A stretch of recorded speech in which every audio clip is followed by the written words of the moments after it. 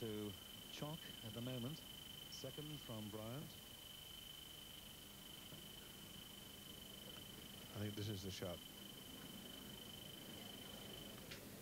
Without any doubt.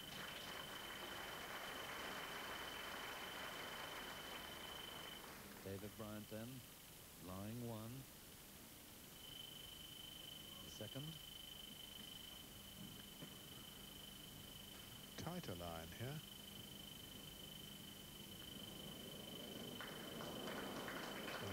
What a good bowl. Oh! Very good bowl indeed.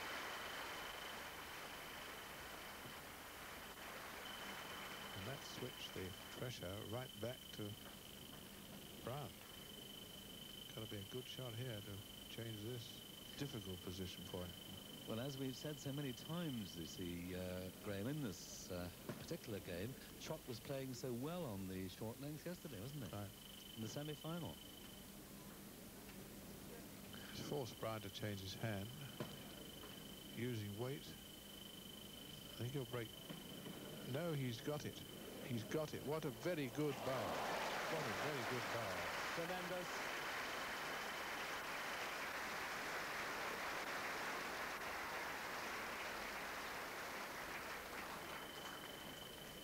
Bryant now lying two.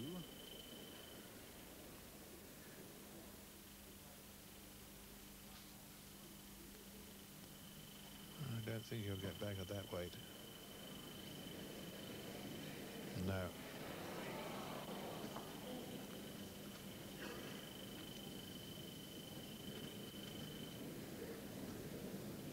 That was a disappointing shot there for Chok.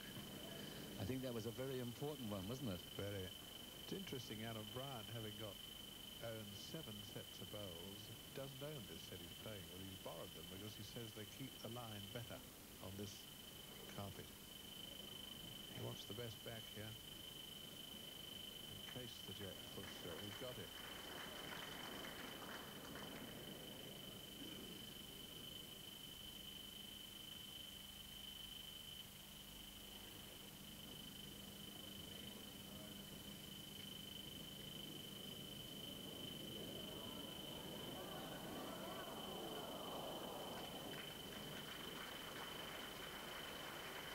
So,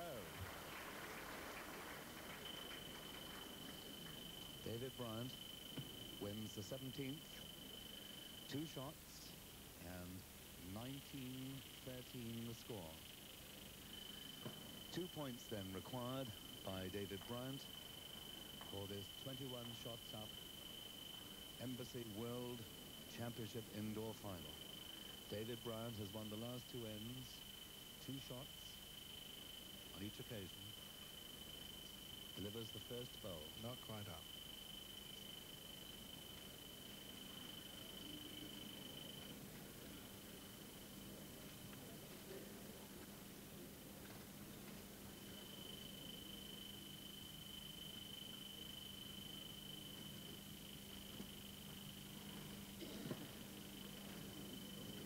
Philip Chok's first. And a good one.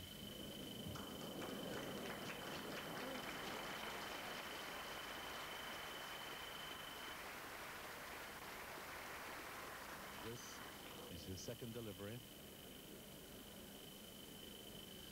Philip Chok is on shot at the moment.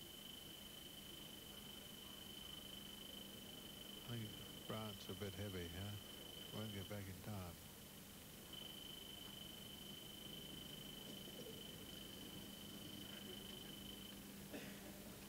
And on this shorter length, the first delivery of Chok was very good. This is his second. This one's not bad. 2 shots. 2 very good shots.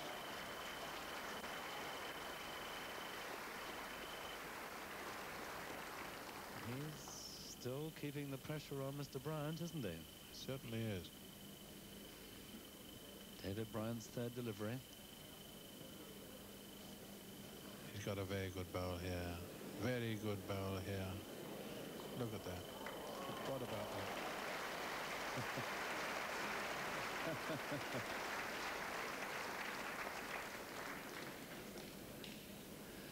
I think they're both touching, aren't they? Looks like it. And the marker went across and shook both hands. Chok still has 2 deliveries on this situation at the head.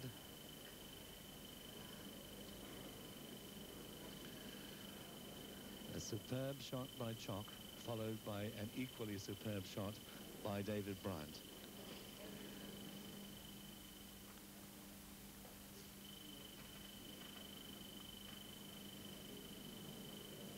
Well, he's on target. He's got one or the other.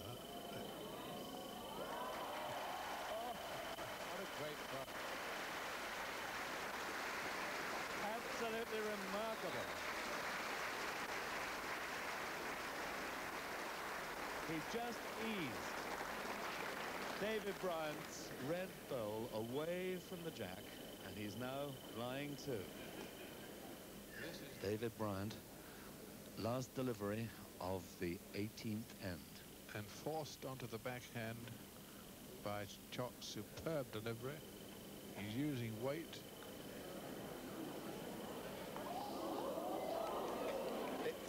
Could it be 3? He certainly hasn't changed it very much. I think it is 3. Certainly 2, I think. Well, I can see a chance, providing he plays the forehand. I can see a chance of 4 shots without an awful lot of danger.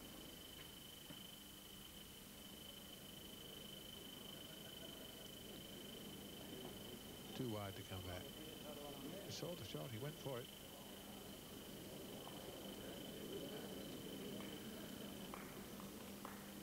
Well, there's one, certainly.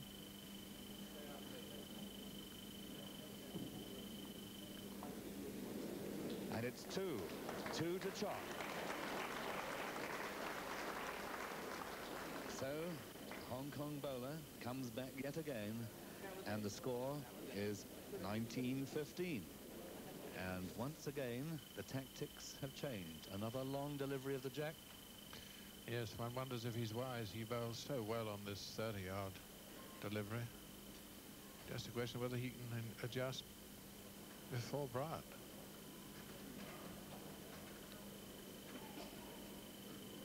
Well, he'll want to get a bit nearer than that. It's 2.5 feet behind the jack.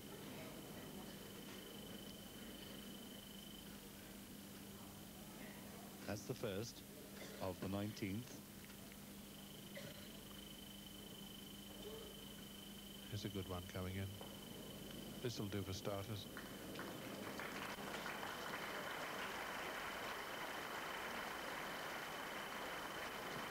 Missed the jack by a whisker.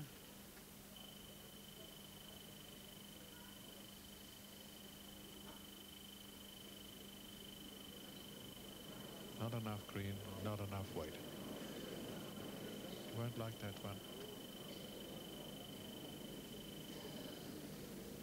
I think he's about equidistant with his first one, but here's David Bryant with his second. And a good shot. Very good shot.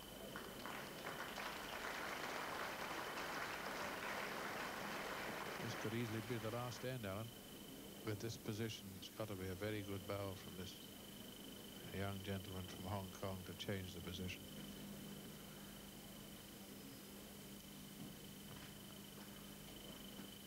On the forehand, third delivery.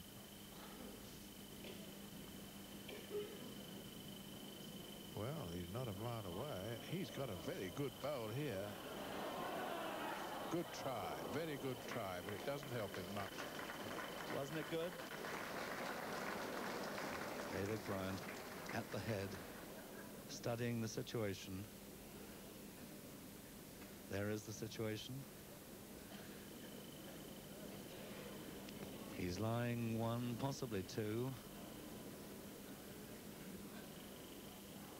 He's uncertain what to play. I think he's thinking about a short bowl on the on his backhand.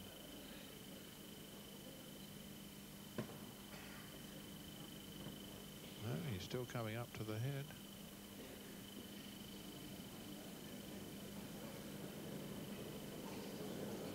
He's drawn the shot. Now that's not a good bowl. He won't like that at all.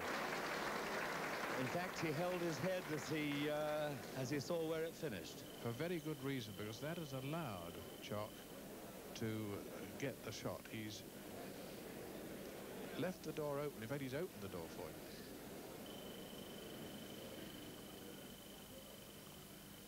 Well, he's certainly not short.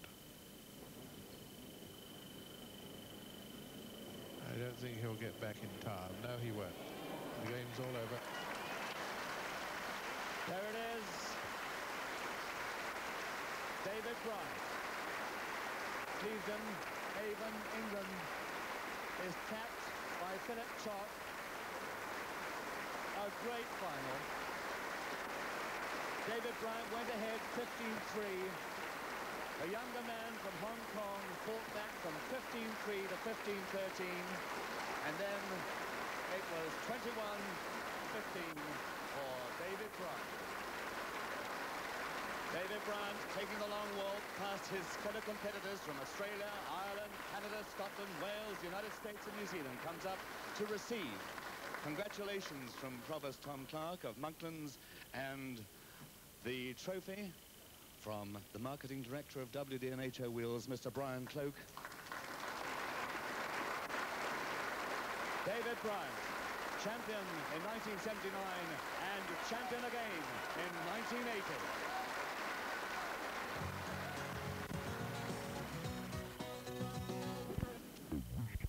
Right for domestic service. Final of the Masters Bowls Tournament, Jack High.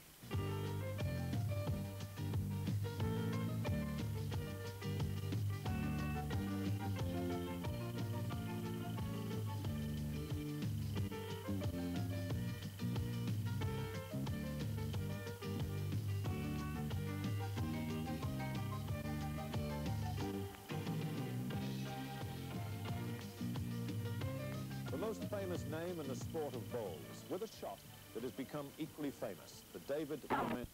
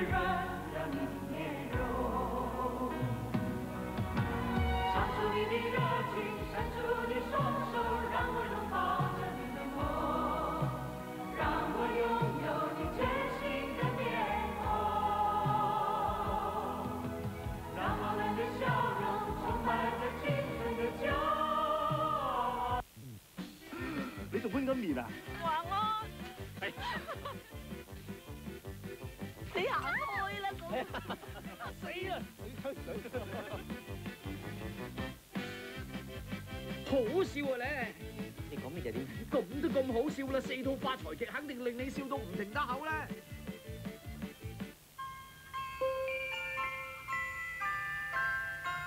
賽馬預測即將播映。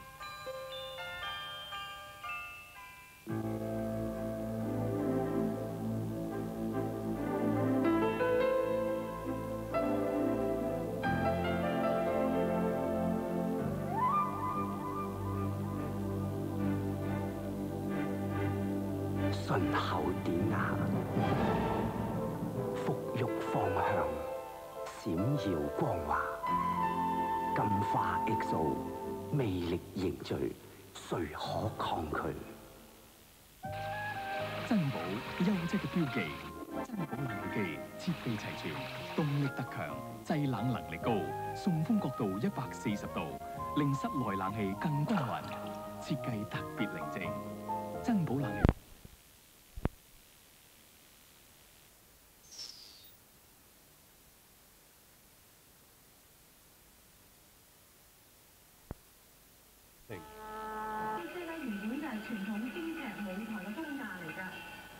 TVB Executive Chairman Sir Run Shaw took part in the telethon along with top government officials. The goal of the Into the 90s campaign is to boost public confidence and a sense of belonging in Hong Kong. Up to 30,000 people expressed their faith in the future with smiles undeterred by the rain. Those who chose to stay inside where it's dry could watch the event on TV. An estimated 2 million viewers are tuning in today. Peter Mays, TVB News. And that's the early news. Enjoy the evening.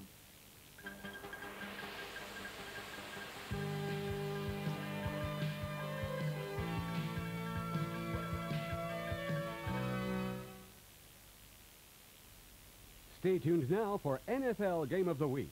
Houston Oilers versus Cleveland Browns. Later at 7:30, it's the return of Shelley. 8, the 80s, end of an era. 9:30, a company fashion into the 90s. Paris into the 90s. Milan into the 90s.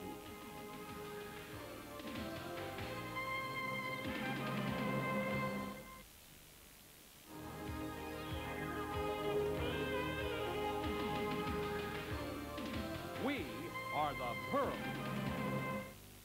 This is NFL American football.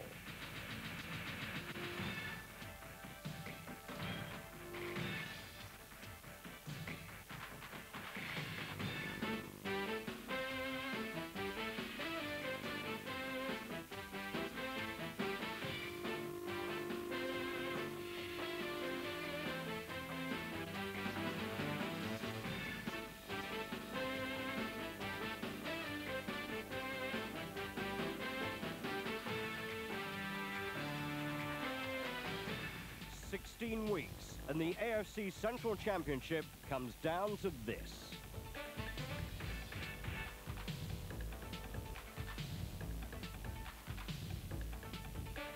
The Browns stayed in the running with their big overtime win against the Vikings last week.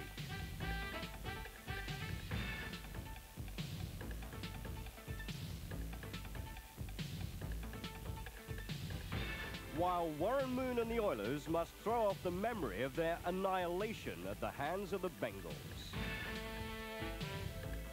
Hello, I'm Nicky Horn, and welcome to the Astrodome in Houston for the decisive battle between the Oilers and the Browns. Everything is on the line. The winner will take the title, while the loser must sweat it out, waiting for the wild card race to unfold to see if they'll be around next week. It's bound to be a night of pure agony for both coaches.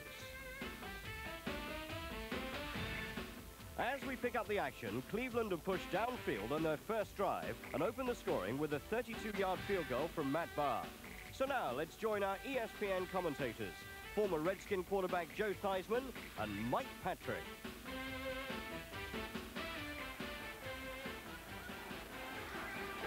From the shotgun, straight four-man rush. Gibbons to the Browns' 45-44-yard line. Mike Johnson horse-collared him there. Got some help from Tony Blaylock. Ernest Gibbons played in Louisville with Frank Minifield. It was interesting, when Gibbons first came into the league, Minifield purposely would not pronounce his name correctly. He'd say, what's his name? He'd say, Ernie? No. What's his name? Gibbons? Is it Gibson? Who is it? I mean, he used to give him a hard time trying to psych him out. Now it's just become a case of mutual respect for one another. The Oilers do not call this offense a run and shoot, but basically that's what it is. Right now they've shifted to the eye as Alan Pinkett comes into the ballgame for the first time. He's the deep man. And Pinkett behind Highsmith. Down to the 30-yard line.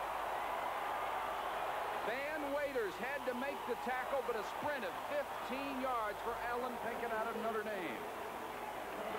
There you'll see the seam he hits right up the gut. They do a good job on Michael Dean Perry. Now look at the hole. Highsmith getting an excellent block.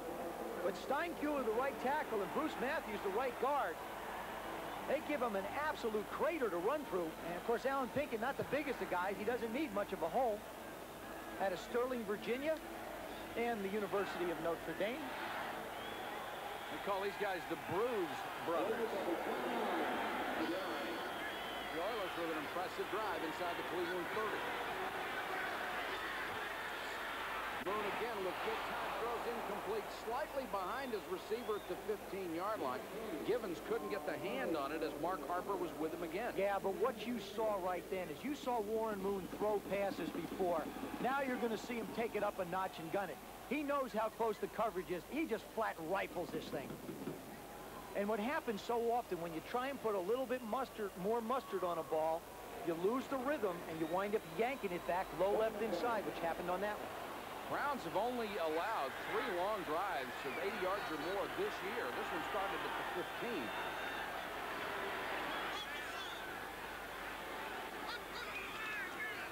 Take it again. This time Mike Johnson, the middle linebacker, waiting for him. Johnson said there was a sense of desperation for both teams, and a guy that the Browns thought should have been in the Pro Bowl this year. And it's unfortunate to a degree for Mike Johnson that he plays in the same conference with Mike Singletary, and nobody is doubting Singletary's ability to be an All-Pro and a leader. He's great, but I'm sorry. Yeah, okay. AFC. I knew that. I had that right. But he's one of the rare 4-3 linebackers in the AFC. That's right. And he's also in the same category as Mike Singletary. Third down, 9. Straight rush, no pressure. Moon too high for Duncan, picked off at the goal line. Felix Wright. And what a year he has had. His 9th interception, his 23rd career. That one was just airmail. Got to give credit to the rush, though. They forced Warren Moon to move around a little bit more and throw the ball late. By throwing it late, he forced it high. All right, see, here comes the pressure. Inside, Bubba Baker making a move. Now, Duncan's open. He just flat airmails it. Up high and away. Felix Wright playing center field. You know, these two teams have seen each other so much that what you're going to see basically is going back and forth in big plays from big people. First quarter, Cleveland with a field goal lead on Houston. That's Felix Wright, who just got his 9th interception of the year. He has had 7 against Warren Moon. He's played against him now in the National Football League and the Canadian Football League. Picked him off 7 times. He also said Warren and he have played each other so many times that it's not a question of fooling one another anymore.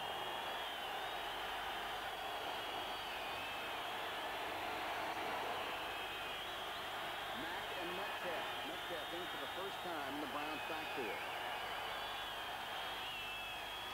Play action to him. And then they throw to a little guy at the 30-yard line. Slung down by John Grimsley. Metcalf, the first-round draft choice of the Browns, tried to make him an every-down player earlier in the year, but you don't really want him running inside. He's only 180 pounds, and that's with an anvil in his pocket. That's a, you know, it really is, and you just can't take a guy like that and expect him to take the pounding through 16 weeks. Plus, he's another one of those guys who came to camp late, and he didn't have the benefit of having training camp to get himself ready mentally. Gain 6 on that last pass.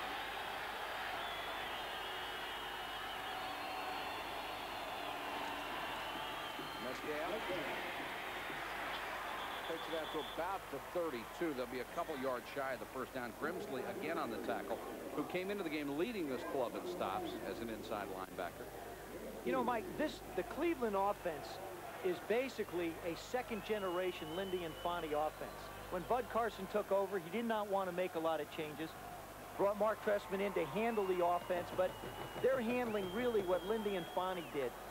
Except what they tried to do is they've tried to get the halfback more involved, and I think you're going to see this from the Browns. It's going to be an offense where the halfback is going to carry the load. Ted Banker, the left guard, came off holding his arm, so he's out on 3rd and 2.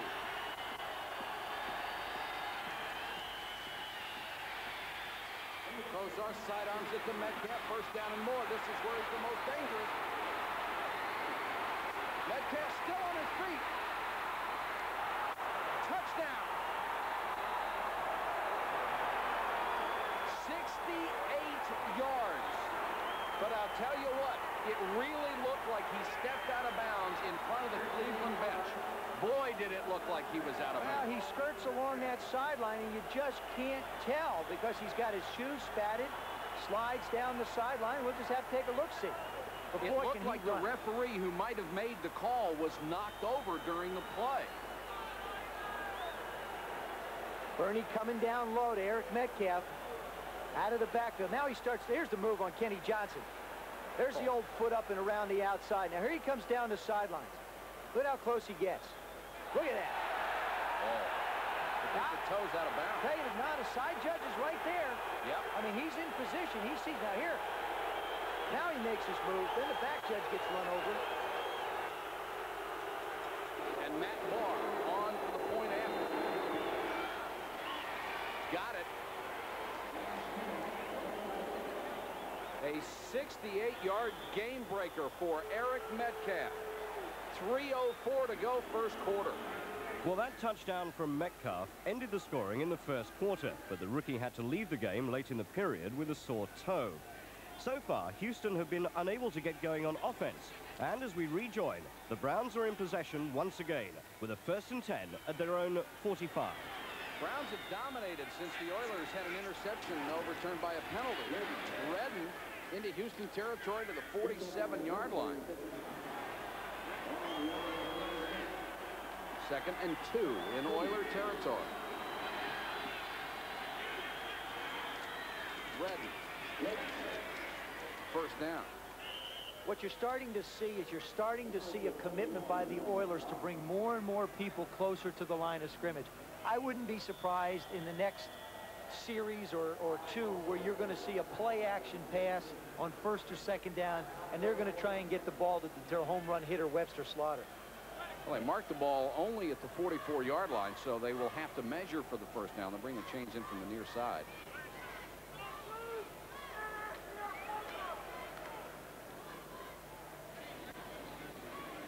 And it is 1st down. Clock is down to 3:22 in the 1st half. Now, Houston has the big play people, but if they don't have the ball, the big play people don't do them any good. Well, the other thing is, I really feel like they've come out. They've used their 2 backs most of the time. They've tried to run the football. Last time they had the ball, they ran it 3 times straight. I don't think they're going to beat Cleveland running the football. I think they got to open. I mean, you don't want to get behind too far where you have to open up. But they're working themselves into that hole. Rather quiet 62,000, isn't it?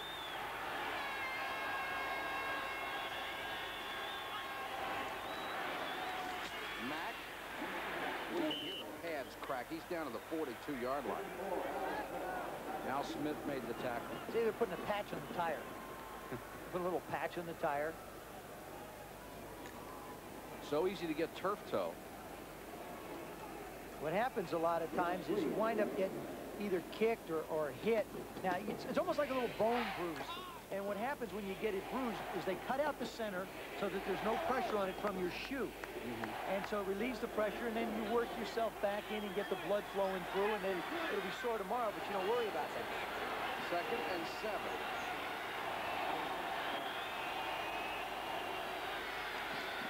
Comes the blitz. Kozar with time. Got it to Redden. He's forced out of bounds. Bubba McDowell had to hustle over from the strong safety spot, but Kozar read the blitz beautifully. Well, you know, you're just going to see. I think Houston's going to have to gamble. They're going to have to go after Bernie. It's going to be a question of him unloading the ball. That one he just sort of lobbed out to Barry Redden, and he makes the play. Sean Jones coming up the middle. Just lofts it out in the flat. He's such an accurate passer. I was watching him during warm-ups. It's just amazing. Cheer the top sportsmen.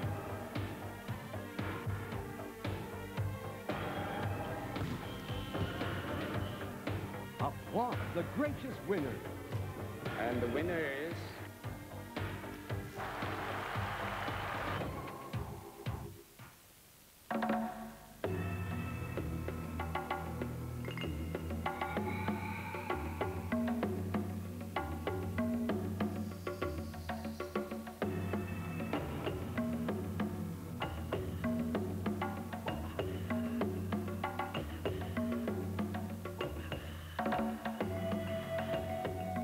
BMW 325i convertible, the ultimate tanning machine. Hot off the satellite, it's USA Today. Now you can enjoy all the color and excitement from across the USA first thing each morning. Look for USA Today's International Edition, now printed via satellite in Hong Kong.